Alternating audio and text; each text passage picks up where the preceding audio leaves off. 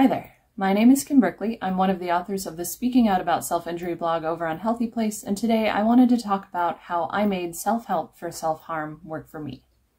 Now, a disclaimer before we get started, it is almost always better to work through recovery with a medical professional if you can.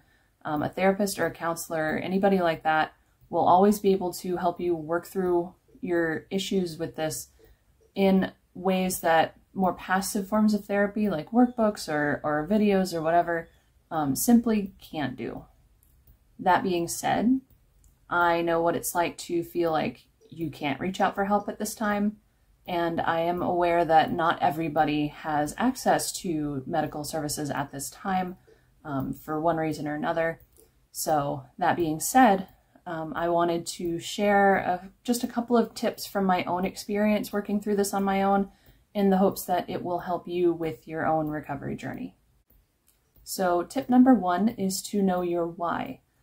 Now, the obvious answer is that you want to get better, but why do you want to get better? Whatever your reasons are, they are valid and they are yours. But knowing them now, before you really get into therapy or anything like that, can make a huge difference in being able to stay motivated and stay focused and just having something to look forward to as you move down the recovery path. My second tip is to treat this like real therapy. What I mean by that is make sure you set aside time regularly to work on this. In order for this to really be effective, you need to be consistent and persistent. So, for example, I worked through a cognitive behavioral therapy workbook at one point on my own, and the way that I made it more effective was I actually sat down and I scheduled a time every single week to work on it, just like if I had an appointment.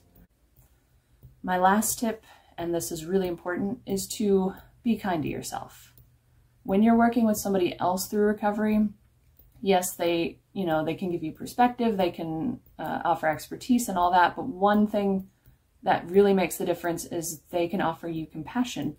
They can put your mistakes into perspective, and they can remind you that, if you mess up, you can just start again. You can get back up on your feet and start again. But when you're on your own, especially if you're not talking to anybody about this process, this falls on you to do. And especially if you're somebody who struggles with, intrusive thoughts or a lot of negative self-talk, being compassionate towards yourself can be really difficult. The best tip that I have for you for this is to really try to talk to yourself the way that you would talk to somebody you really love and really care about. This might be your mother, your sister, your brother, your best friend, somebody you just really, really want the best for. Because with that person, you're bound to be more forgiving, you're bound to be more supportive, and both of these things are really important because you're human. You're likely to make a mistake at some point. It's okay. It might feel like the end of the world, but it's really not. And being able to help yourself through those moments is critical to being able to move forward and keep going down the path of recovery. So yeah, I hope these tips help. I wish you the best on your journey. If you have any questions, comments, or concerns, please leave a comment on the blog and I will get back to you as soon as I can.